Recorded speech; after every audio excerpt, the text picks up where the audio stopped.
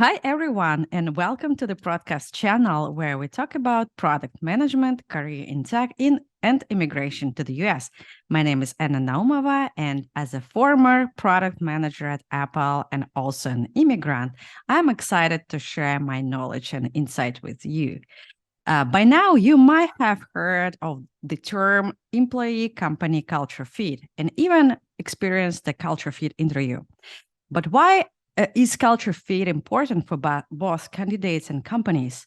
Is it necessary to pretend or fake that you're a good fit during the interview process? And what are the consequences of taking a job at a company that doesn't align your values? Today, we will explore this question together. Stay tuned and let's dive in. And before we start, please subscribe to the channel if you haven't done that before. Every week, I release a new video about product management, work in tech, and life in the US. And if you are interested in supporting my channel, becoming a sponsor, or scheduling a call with me, please go to annanaumova.com for more information. I will leave the link to my website in the description to this video. All right, and my guest today is Anna Podolskaya, a product manager at EasyPost, mentor at Women in Tech, former tennis coach, and also author of Instagram Culture Guide in Silicon Valley. Hey, Anna, and thank you for joining me today. Nice to see you. Hey, Anna, what a wonderful introduction. I can see and hear that I'm working with a professional. Yeah, nice to meet you. Thank you so much for inviting me for this podcast. Very exciting. Product manager to product manager plus double Anna's power today. That's a good culture fit. Yeah, we're in the right way today. All right. Could you please share a little bit about yourself? Sure. Thank you. Yeah, I am in technology for more than 15 years. I started a long time ago back in my home country, in Russia, in Moscow, in a technical support. And then I was fortunate enough to work all across Europe. I worked with a different culture and different teams in Germany, United Kingdom, Netherlands, Sweden, and now in the United States. I started as a technical support, then I moved to technical project management. Then I decided to pursue my dream, got my MBA in United States and got my dual degree in business analytics. And I got a job at EasyPost as a program manager and then as a product manager. That's great. So you have a lot of experience working in different countries. So you probably experience a lot of different cultures. That's you probably the best person to talk with me today about it. What is the definition of culture fit, and why is it important for company to prioritize it in their hiring processes?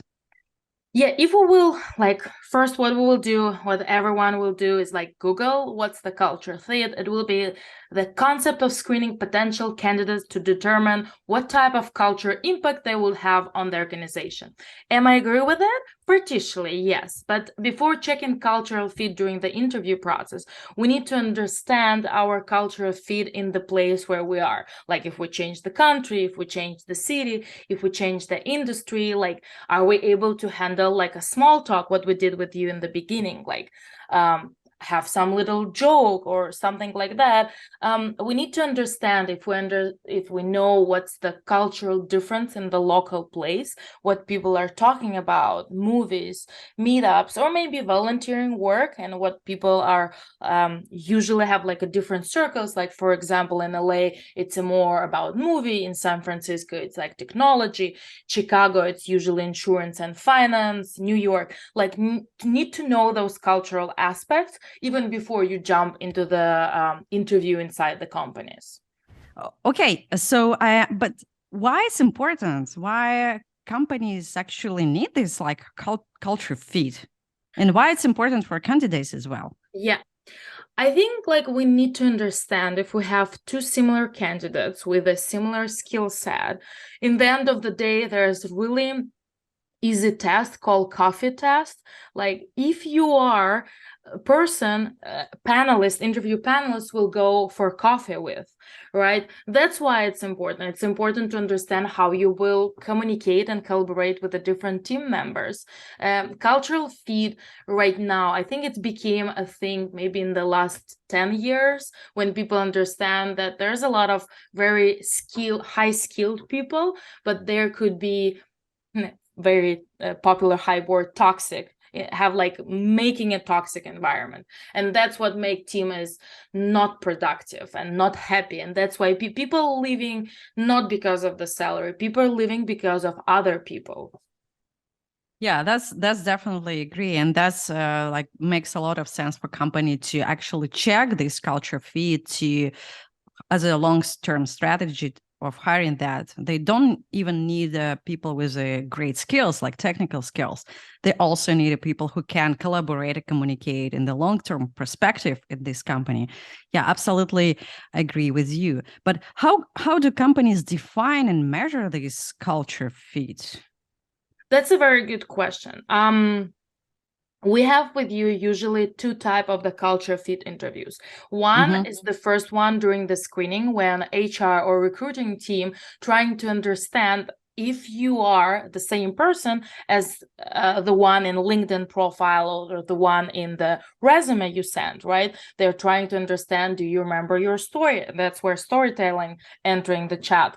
And the second interview, like a culture interview, during the one of the last stages with your peers, with people who you're working, how they're measuring on top of like a coffee chat. I said it's also understanding if you're supporting some values of the company, if they're looking for diversity, for example, are they supporting different immigrants background. The good product is the product which built by different people, because different people can bring different vision. And you should not be afraid that your cultural background is different from your colleagues. That's your unique selling point. The question to present yourself in some forms and shapes which acceptable in the local environment. But how to find these values? So, like, for example, I'm expecting the interview with like recruiter, for example, for screening, and I need to understand which value they pursuing. Like, how can I find it? I usually always telling to my mentees who I'm mentoring, please don't forget about the Google. We can take a look into the company website. Every company have a mission and value. Most of the companies have a blog post where you can see what the team members are doing. We can check Twitter, like all social media accounts. I'm always looking on the LinkedIn profile of the company to see who are the team members, who are C-level management, what they have done, where they used to work, maybe Crunchbase. This like small things will help you, A, to define if this company align with your values, and B, which questions you can ask during the screening interview. Like, oh, I saw, for example, that your team just recently did marathon, like charity marathon. You can bring this up. This will be great icebreaker for the recruiter and for yourself as well. And they will notice that you did a homework, you research about the company you're applying. Yeah, that's a great advice. I'm thinking about like big companies. They usually do have this value and mission statement. Like for example, if you Google like Facebook mission statement, you can easily find that like they give people a power to build communities. So they're all about community and also about like innovation. If you check through their value, be bold, something like that. I don't remember exactly. Please leave in a comment your company's value if you have some. And but how about like small companies, startups, for example? They don't even like always have these values. How to define? That's a very good question. I think even startups, they totally understand that those values and mission need to be on the website, because when venture capital coming to like invest into the company, they see how healthy is the company, and this is a healthy part. If you don't see those values or mission, there's a two like paths. One, there may be somewhere in the social media, maybe they have Instagram account or Twitter, or two, they're they don't have it. They haven't think about, maybe it's like super small company, and it's up to you decide if it's a good fit for you or not. Like for me, for example, really important, I'm absolutely adore company with a woman in C-level management.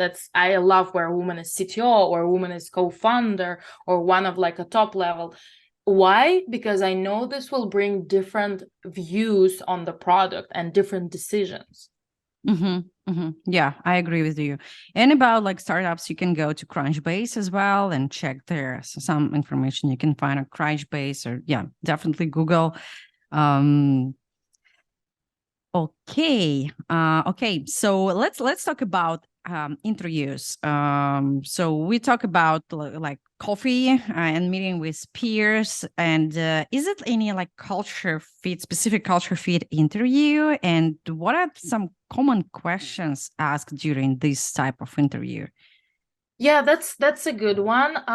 I will say the most common question, why our company and why you're leaving yours. These two questions, they are with like some hidden tips that you need to be careful about how you're talking about your own company. Never say bad, that you are looking for bigger opportunity, you're looking for the growth, you're looking for diversity, without saying anything bad about your current position. There's always like should be a story. I will highly recommend to make a script, because we're usually nervous during the interview, to make a script of your answer, what you want to say.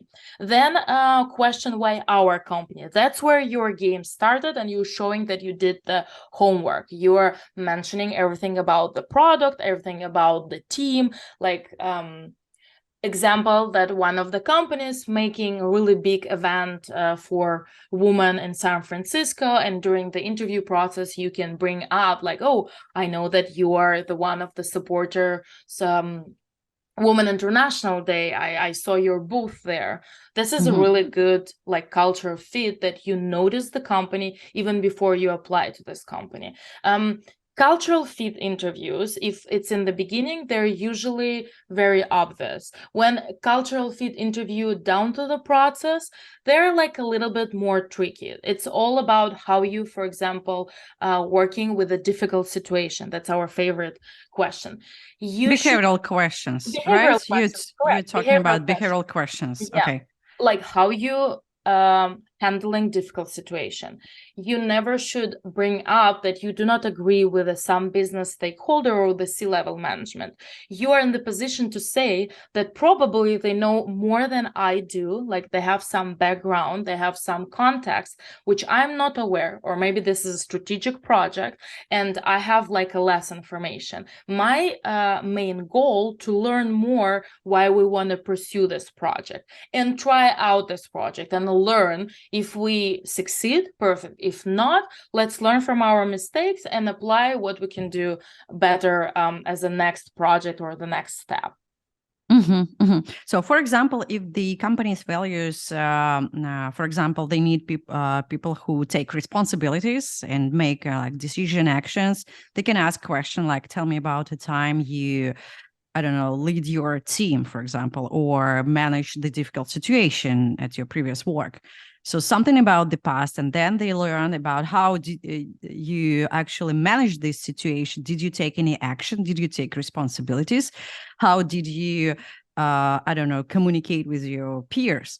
So with your team, with your manager, etc. So they can, actually apply your past experience and how you acted in the past to their future in this company, and then check whether or not you actually fit their values and their culture of being proactive and like responsible. Yeah. So that's yeah. Go ahead. Sorry. No. I would like to add like two very important things. The active listening. What is active listening? Like, for example, I will right now repeat what you said. You mentioned about collaboration. You mentioned about applying previous feedback. This is active listening, that I'm listening what you are saying, even though I have my own thoughts. I'm sorry I interrupted you. That was a bad example of active listening, but that's what we have during the Zoom time, that you don't know if person finished or they have another thought. And the second one, again, you mentioned all of this, it's happened with you because you're a professional naturally. buzzwords like collaboration, buzzwords about taking responsibilities. That's a very good word. Buzzwords about responsibility as a leader, buzzword as motivation. Yeah, it could sound a little bit cheesy, but those buzzwords, they define you as a professional during behavior and culture interview. I got very good advice from one of my mentors. When you're talking during the cultural fit or behavioral interviews with people, they should, by the end of interview, not only have a coffee thought, they should have 3 definition of you. Like all your speech could be like, for example, about me, collaboration, that I'm very collaborative, that I'm taking responsibility and I'm not afraid, and I am prefer to over communicate. Like if there's some issues with the project or with the product, I prefer to over communicate in advance, say that, hey, there's some timelines issue, except preparing like them last minute, like, oh yeah, we can hit the deadline. And that's a 3 topics I'm working around when I'm replying to some of the questions during the like when I used to be. Yeah, that's definitely like helpful to prevent the situation before it occurs. Correct. All right. So let's say, okay, I reviewed like company's values. I understand what type of question the company is going to ask me. How job candidates evaluate whether company is actually good fit for them? That's always like, that's all depends on the situation. Right now, market a little bit in the tough situation when you're kind of trying to grab what you have. But any job, any job. job. I think it's getting much better. I see like some movements. I see people are hiring. There's a different industry which are growing. I'm keep positive about it. Today is May 2023. Just to yes, for people who are gonna watch it later. Yes, May 2023. I will say that for you as a company, it's important to, like, for you as the job seeker, it's important to understand where is the headquarter, like in which state, where in the place where that's matter. Are you agree with the values where company is a headquarter? Then you can see which company, like which events company is supporting, where they're doing marketing. Do you like those events? Then you can see again on LinkedIn people, all of this. If you have a good feeling about it, go for it. Again, everything depends on situation. We're right now a little bit in the tough moment when you can like a little put your moral values or your cultural values aside if you think so. But when you are a professional like you, Anna, or myself, I prefer a really company where I will be shining, I will be growing, and they align with my own values of like, I, for example, love to work on real products which solving some problems. They could be tangible or not tangible. Oh yeah, I absolutely agree with you. I know which companies I want to work for. I know I have a list of industries and like specific values that I want to pursue, definitely. But now you mentioned before, this situation is not perfect, and yeah, people want to grab any job that possible that's available for them. So, but now for candidates, is it appropriate to fake a culture fit during the interview?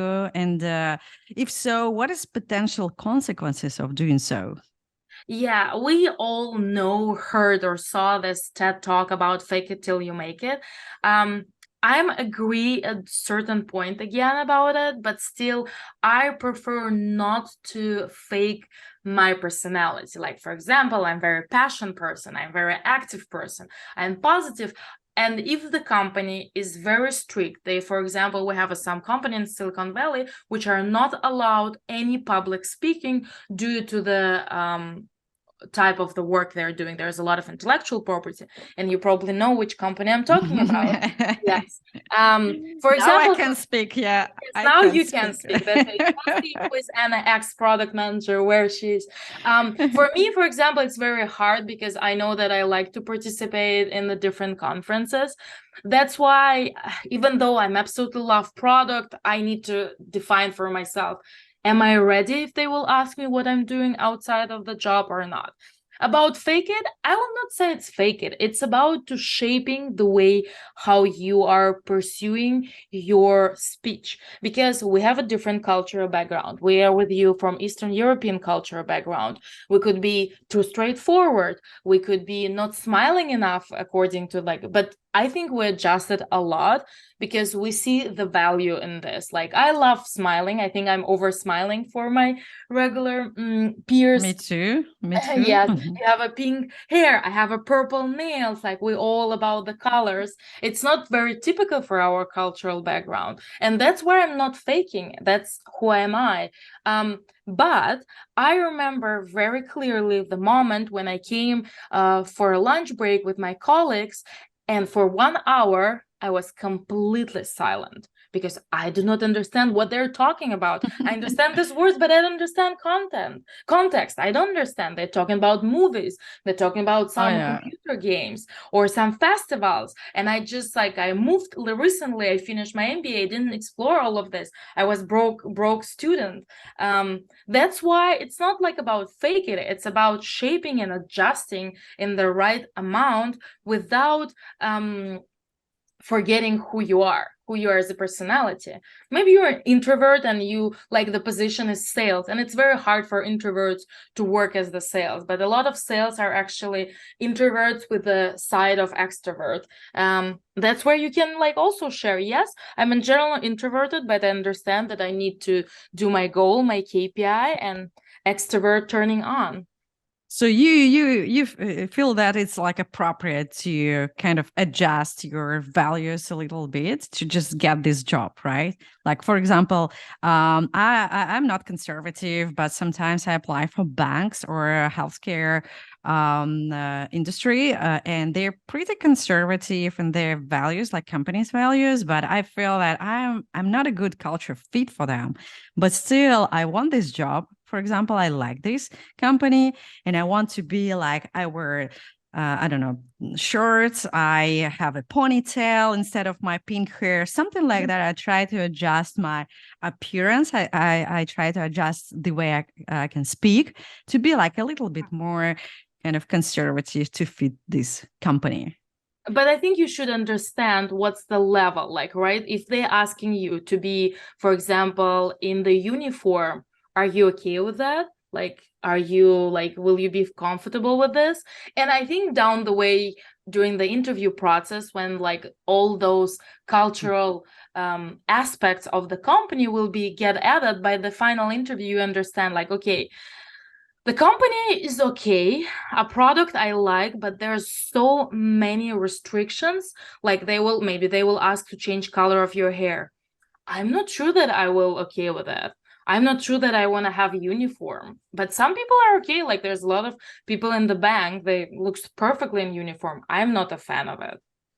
I agree. I agree with you. This is not a good long-term strategy. Definitely. You can, you can fake for for a bit, but for the long-term perspective, long-term journey, marathon, because work is a marathon. You need to accept that you're going to work for 1 to 3 years, 5 years. I don't know, depends. So you cannot be faking for a while. So you will be exhausted of doing that. And I have a really great experience, great example of that. When I was 20, I used to work at the airline and the airport. And you know that all airport workers, airline workers usually wear a uniform. And I had to wear a uniform. And I hated it. I hated it. Yeah. I wore a uniform. And I wore sneakers, green one. And one day when I walked to the bathroom, one of my colleagues complained on me, and she said, Anna, she was wearing green sneakers. That's not appropriate for our company. And I was penalties. I was like, yeah, I needed to pay a penalty for that. And at that time, I was pissed off, and I was so mad at that, like, industry, company, everything type of job. My uniform, I hated it. So, and I quit the company, and I realized no more airline work for me. And then I switched to advertising, and then to big tech. Actually, that's because of this uniform. That's a good example. That's a Yeah. really good example. Yeah, and you feel like what the biggest, I think, could be consequences of accepting something with which is already have like little ick from the beginning during the interview process. You'll be, this very hype word again, you'll be burned out pretty quickly, because you are working, and then on top of your work, you're getting pressure of being in the certain box, like being in the certain standards. I think especially in Silicon Valley, a lot of companies understood the way how you look, the way how you think, your like religious, political views, your like interpersonal views, as soon as they're not affecting team and work, absolutely doesn't matter your skills and how you perform and collaborate with other people. Yeah, absolutely agree with you. And you, Anna, have you ever been in a situation when you felt you had to fake a culture fit to get a job? And how did you turn it out? I've been in a situation where I was kind of desperate to find after university a job. Even though I already came here with 7+ years of experience, or like already 10 years of experience, I understood from the first conversation that I'm overqualified, and it was super small startup. And the CEO of that startup had less experience in technological world than myself, and the way how he's talking about the product and talking about the company, it's like not unmature, but it's like very early stage. And I personally, for myself, define that I like companies where it's like 50+ employees, where processes are already defined. You can wear multiple hats, but you don't need to be accountant, you don't need to be a product manager, CFO, and everything at the same time, where what this company was asking for. And I was trying to tell him like, no, I'm like a perfect fit. Finally, they say no to me, and they say that I'm overqualified. At that moment, it was very sad. Looking back, I feel so released, because I knew that the position I was looking for, it's like too junior from what I already did.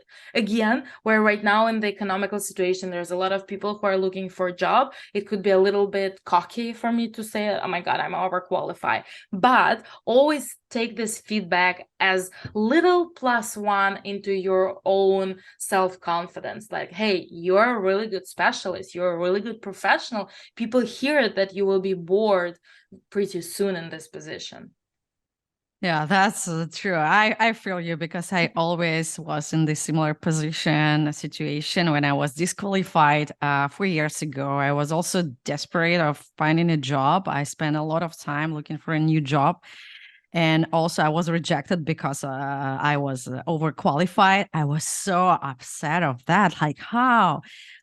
Yeah, you didn't even ask me about money, because it's not a money issue. That's definitely a culture fit issue. And as you mentioned, I would probably be bored in this role after like several months, and that's good. It's bad for me. It's bad for my resume when like next company would see that I've been working for like 3 months only, and it's definitely not good for the company, because they need spend start this search from scratch again, and a waste of money, waste of opportunity, waste of time. So yeah, it's now I absolutely agree with them, and I'm really glad that I was rejected at the time. So I found a better job, and I moved from California actually to Austin, when I'm super happy right now. We're still missing you here. We love this positive people with the creative with creative look, and you're welcome. You're in Yeah. Texas with a Californian heart. I know it. I might be back. I might be back. I'm not tied to a specific city, a specific state. So depends on my job. I'm ready to move around in the world. Actually, yeah. Nice, nice. I love this answer. That's also like, what we have with you right now, it's also small talk. And people, like, I was yesterday on the product management event and I spoke with the different people and I hear that they don't know what to talk with the random strangers. To build this cultural feed, you need to know how to talk with people during the events, during, like, we have between questions with you, like, oh yeah, let's discuss about states, about this and that. The story is very smooth. There's no, like, awkward silence. We're different with you. At the same time, we have so many things in common. We're right now recording podcast or you're attending same event. Ask those questions, what bring you together to the certain point of the time, like for recording podcast or attending product meetup. Why you're here? Are you switching to product, or you just new in the city and you saw about this event? Yeah, yeah, absolutely. And yeah, as an interviewer, I have never had a problem of asking questions. And now I can talk with you about your like amazing nails, like a color that's like a purple. What Yes, type of purple. color? Purple. Yeah, your really fancy red microphone. I really like it. I like your gaming chair. I like your ski on the background. I noticed it like just immediately. Oh my god, red ski. Are you skiing, Anna? Yeah, yeah. So and also flowers. Such a beautiful bunch of flower in the background. So I have a lot of things to talk about. Like a chair, really good for Sure, a lot of yeah. companies. I saw once during the interview a long time ago, one of my interview panelists, he had bunch of books on the background, and I saw one of the books about Tom Ford, and I absolutely love and adore his fashion and the style of Tom Ford. And I asked, like, hey, do you like Tom Ford? He was so impressed that I brought it up, that I knew about Tom Ford. That was such a smooth conversation. One time, funny, I stalked someone on LinkedIn. I saw in the about section that they're professional triathlon and bicycle riders. And I brought up, oh, I did Grand Fonda when I used to be in Moscow doing the triathlon. Person was like so happy about it. Those little things, that's what makes the day. When you're not talking, important during the culture or networking, you're not only asking for something, you're giving something, and like giving compliment or like noticing something. That's what will highlight you compared to other candidates. Yeah, definitely agree. And I like your example with the bookshelf in the background. I also was thinking about putting something in my background, and still I have like issues because my room is so big. So I need to maybe like move my table to the wall, or maybe like put a shelf on the background and add some books about product management as well. So now I put my daughter's picture as a horizon. I don't know, it's maybe hard to see from here, but it's like a sun and perspective, the road going towards the sun. So it's my daughter created this picture, draw this picture. So it's like kind of bright horizon and sun, Nice. something about good perspective, good future. I was trying to Cool. understand what's that, because I thought it's like a little CD in the pocket, and I'm like, oh, you're old fashioned with the CD discs.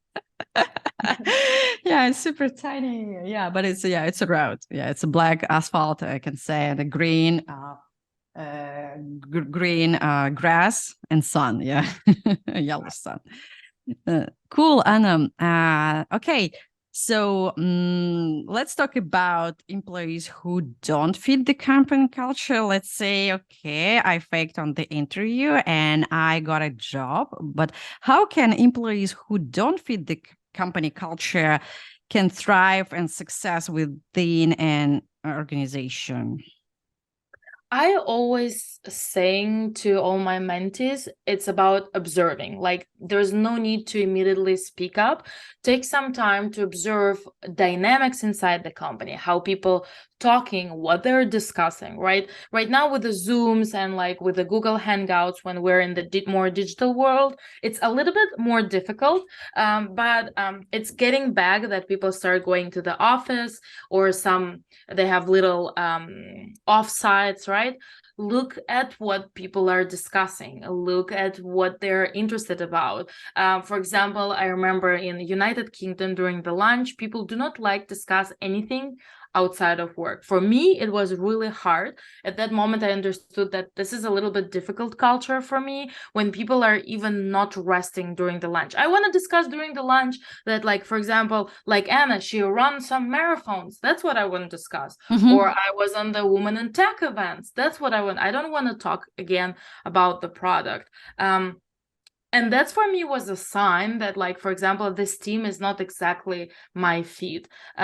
For you, if you came, first of all, if you already been accepted, that means you did a great job during the interview. For you, it's time to start learning how to be collaborative colleague, collaborative employee, if this is a part of your job. Of course, if you're individual contributor, there's a different types of communications could be. But like, look what your colleagues discuss first 5 minutes during the call. Maybe they watch some baseball game. Okay, I have no idea about baseball, but if it's a hockey or basketball, I will be like, yeah, I want to talk. Or I used to be a professional tennis player, and like they're sometimes asking me about something about tennis. My company sponsoring one of the tennis tournaments in Silicon Valley. I was attending and I shared with my colleagues. I took a pictures with our logo. That's how you learn, like observing people, observing body language and topics they're discussing. But what should I do? Like, for example, I got a job offer. I observed and I realized, no, I really don't like, I don't know, talking about job related stuff during the lunchtime. So should I still go to the lunch with my colleagues, or should I avoid going to the lunch? Or how to survive in this company, how to thrive, how to be successful? To be honest, I was trying to promote a culture of not talking about the products during the lunch. Okay, change it. Yeah. Change the topic. But again, it's my personality. And then there could be a chance, like if you have a big company, that you find someone from your cultural background, like for example, like Eastern European. Oh, you saw that someone like with a very familiar name is also in this company. Let's invite this person. Or like we used to have Marathon runner, yeah. marathon So runner. Yeah, yeah. that's what I was about to mention.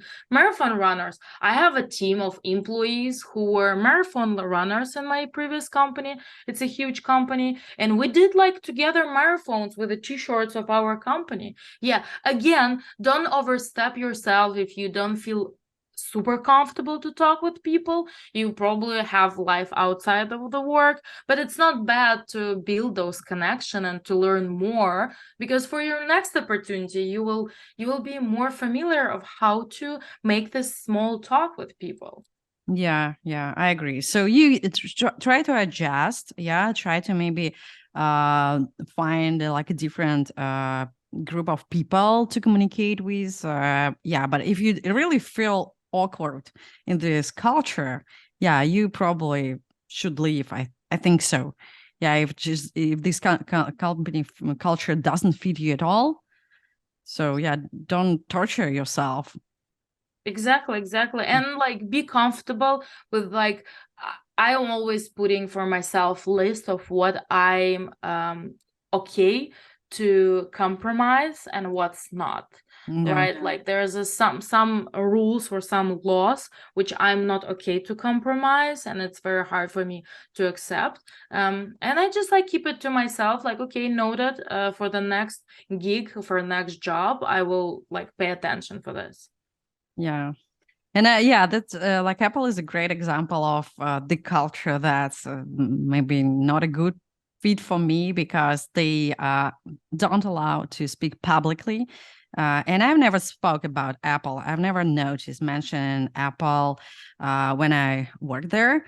But I have another YouTube channel. It's in Russian language. It's bigger than this one in English. But anyway, before I joined the company, I mentioned my channel and I said how important it is for me because I didn't want to stop doing my interviews, my podcast, just because I work at Apple. So my YouTube channel was more important for me at that time.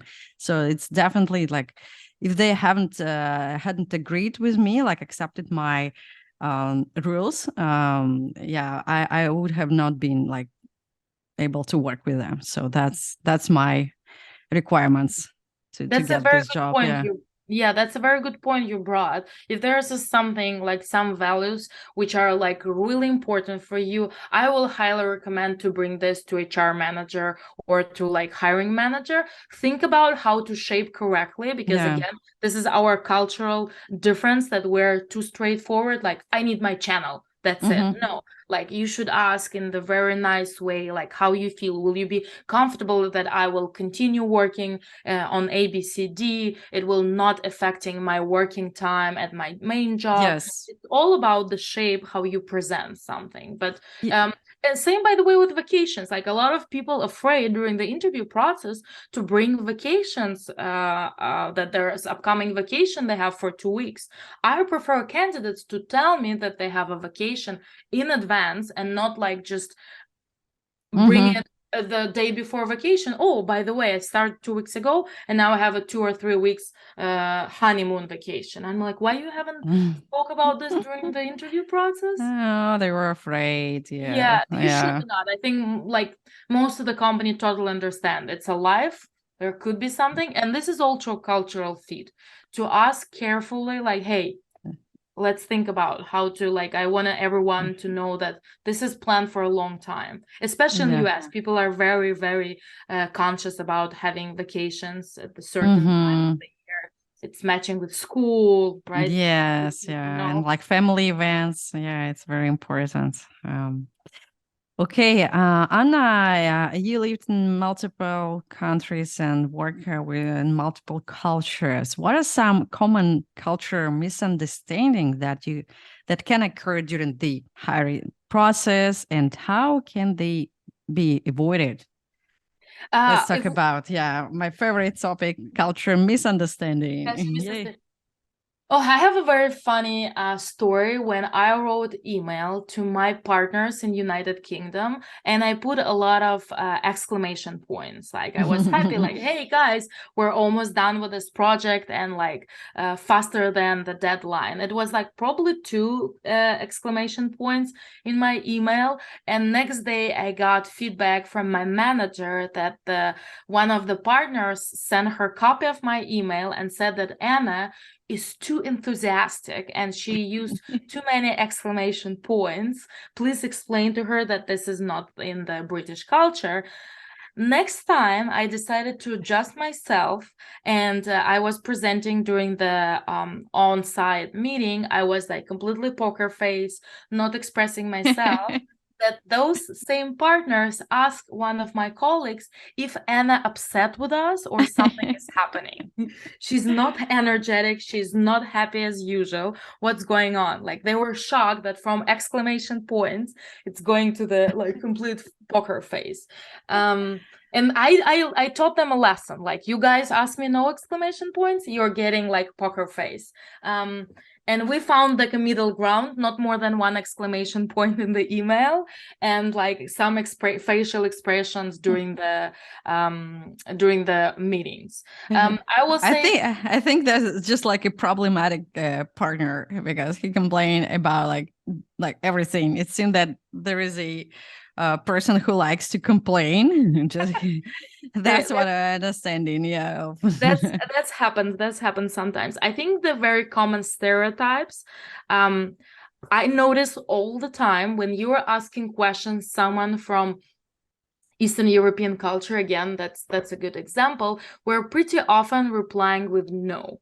Oh And yeah. it's confusing English native speakers. Like, hey Anna, have you pick up your daughter from school? Oh no, I did it like a couple hours ago. And like why you say no in the beginning if you actually pick her up. And this is not a very good way of like expressing yourself. During my MBA class, that was one of the feedback I got, and like for 1 year I was catching myself not to replying with no in the beginning of sentence. And how to reply. Yeah, And reply. yes, and how to reply correctly, and like when someone asking like, Anna, have you forgot something? Or the very regular question, would you like more coffee? You should not replying no. You're replying, I'm good, thank you. That's a good way of saying no, but in very nice way. Would you like some more water? No, thank you. I'm good, thank you. Look like that's what I'm observing in cafe when you see native speakers, how they reply. And then straightforwardness, like we're really straightforward. I have also this problem that sometimes I will not put, may I ask your help with a certain problem? I'm just straight away, hey, I need your help with ABCD. If you're in the good relationship with the person, like you know each other, you can. But in general, I'm trying to like, is it possible to schedule a meeting in upcoming weeks? May I ask your help to clarify certain questions? Like those kind of sayings you need to learn, and the good sources, fundamental movies and TV shows. Like again, I mentioned about the lunch break, right? Seinfeld, Friends, Curb Your Enthusiasm. That's my like like I said, Friends already. That's my three most favorite, where I picked up so many perfect lines, how people interact with each other. It helped me to unlock the super skill of having small talk with anyone in the age from 30 to 65. That's like watching TV series. I think that's a great advice for people who gonna learn like American culture. We're talking now American culture, but anyway, in the US, you work with people from different cultures, like from Asia, from China, from India, from Latin America, from Europe, from all around the world. So maybe you can recommend something how candidates can adjust to these multicultural companies. Yeah, that's very good. I was lucky enough to study at my MBA class with 120 people from 40 different cultures, and we were always mixing together and like experience this. What does it mean to work with the different cultures? I understood one thing, that before jumping into the conclusion, I'm a little bit zooming out to understand why person thinking this way, and those thinking could be depend on geographical and geopolitical background where they're coming from. I usually trying to learn at least some like very general understanding of the history place where they're coming from. And when we're saying history of the place, it's not only countries, it's also could be states. Like I know that people from certain states, they will behave differently, and I'm not judging them. I knew that they grew up in a different way, and I'm absolutely adore those who grew up in a certain way. They came to, like, let's say, to California, and they observe both cultures. My advice to, before jumping into the conclusion, a little bit to step out, think why someone reply in this way, where they're coming from, what's their background, and then think about your answer. We are in the privileged position to knowing multiple languages and knowing multiple cultures. Let's explore other cultures as well. Let's be an interesting interviewer. Let's be an interesting candidate. Yeah, and definitely don't be afraid, because I remember my first years here in the US. I moved 7 years ago, and that was super complicated for me. I needed to understand like the country, like and adjust to country, and I needed to understand different cultures, because that's not only Americans living here. It's a lot of different cultures and different accents. And you're right. Like even people who live in different states have different cultures, had different accents. I used to live in Boston, Yeah, probably a lot of people know about Boston accent. Sorry, Boston, I cannot pronounce it. Yeah, please. Yeah, Boston. two Eastern European girls discussing American culture, American accents. Yeah, please drop off your comments if you're American. I'm really like curious about hearing your experience, and thoughts about it. So, but yeah, I cannot even pronounce that. But yeah, Boston has different accent. Texas has different accent. California as well. So Yeah, all those states are different. And oh my God, I couldn't even imagine that before I moved to the US. That's so interesting. I can recognize a Russian accent. that's true. Definitely. Yeah. That's actually we both of us have like very blended accent right now. Like you can hear some sounds and some words which definitely defining that we're somewhere from Eastern Europe. One of my recommendation, what I did on top of like going watching Netflix shows, going to stand-ups and going to the theaters. I'm still challenging myself. Yes, stand-ups, don't be afraid. I was literally with a Google Translate, staying in the corner and Googling what the slang. I watched some shows where I absolutely didn't get 90%. Right now, my parents keep asking me, like, oh, you're going to the theater, how much you understood? And I'm like, probably 97%, except those three, which are very specific. I don't understand those jokes. 97, that's a lot. That's a lot. So yeah, you mentioned like comedy show. Oh my God, that's a challenge for me even now. Yeah, now I think that, oh, Anna, you are fully American when you understand 100% of like comedy shows. It's very hard to understand 100% because there's some jokes from the childhood. They're mentioning some shows, like, or my colleagues talking about if I will mention to you some advertising from our childhood, we'll start singing with you some songs about phone number of dentistry, all Oh, hot. yeah. But if like my colleagues just mentioned like 2 weeks ago when I was in the business trip, some advertising they saw about the washing machine, and I'm like, What? no idea what they're talking. And they was like, oh yeah, I remember this. And I'm like, okay, I'm absolutely out. And don't be afraid. You can feel all the shoes. It's totally okay. But comedy shows, it's a great example. I'm watching Netflix.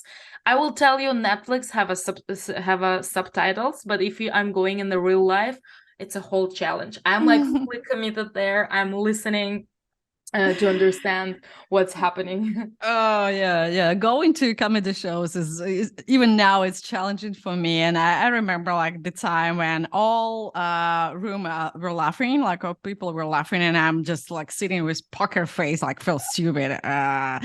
Such an awkward situation. I went to this show with my like ex-boyfriend. He's American. He was like, oh, and I was like, I don't want to go with you. Yeah, I feel stupid. I don't like this.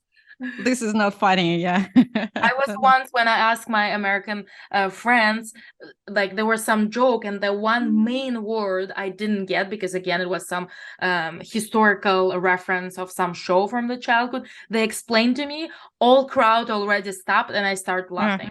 And it was stupid. This stand-up comedian was looking at me, and like, of course, he made fun of me. But I understood the joke after someone explained to me. Yeah.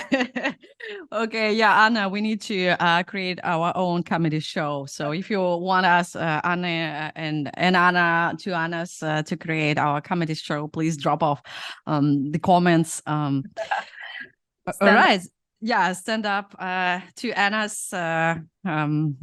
Okay, Anna, my last question. Maybe can you, for immigrants, looking for a job in the US, what tips would you recommend to help them to navigate the culture fit interviews, or any other recommendation you can give us for the last 5 minutes? Yeah. Sure. I will say the number one, which helped me a lot, is volunteering work.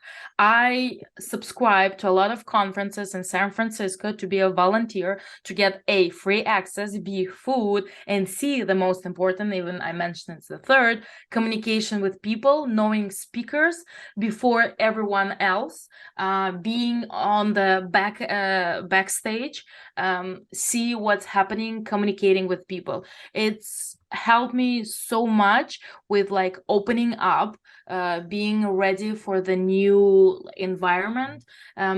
And I think in general, like volunteering work, it's about giving, because when you're giving, then you will returning back something good.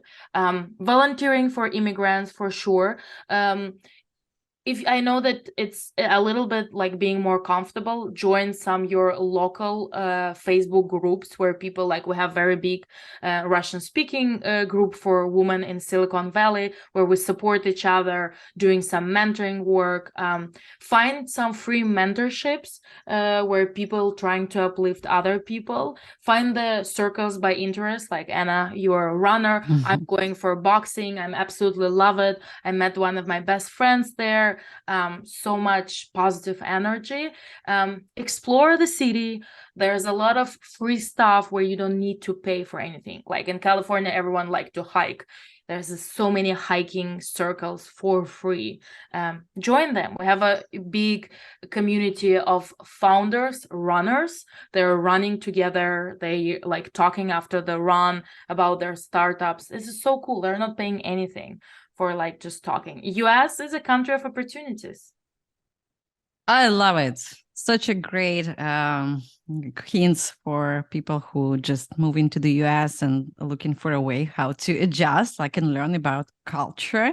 I think that's great. Yeah, thank you so much. And yeah, today we learned why sharing values is important for both candidates and the company, and how companies evaluate whether a candidate is a good culture fit, and like vice versa, definitely, and why faking a culture fit is not a good long-term strategy. So it's better to find a company that truly fits you. Thank you, Anna, again for such an insightful conversation. And if you have any questions about the topic, please leave them in the comments, or you can contact Anna directly. I will leave her contact information at the description to this video. Also, please subscribe to the channel, like this video, and share it with your friends. And if you need help with your resume, LinkedIn profile, job interview question, visit annanomova.com. Thank you again. Thank you, Anna. And see you all next week. See you, y'all. Y'all, we are talking about, yeah, tax and accent. See y'all. Thank you so much, Anna. It was a pleasure. Thanks. Thank you. Thank you. Bye-bye.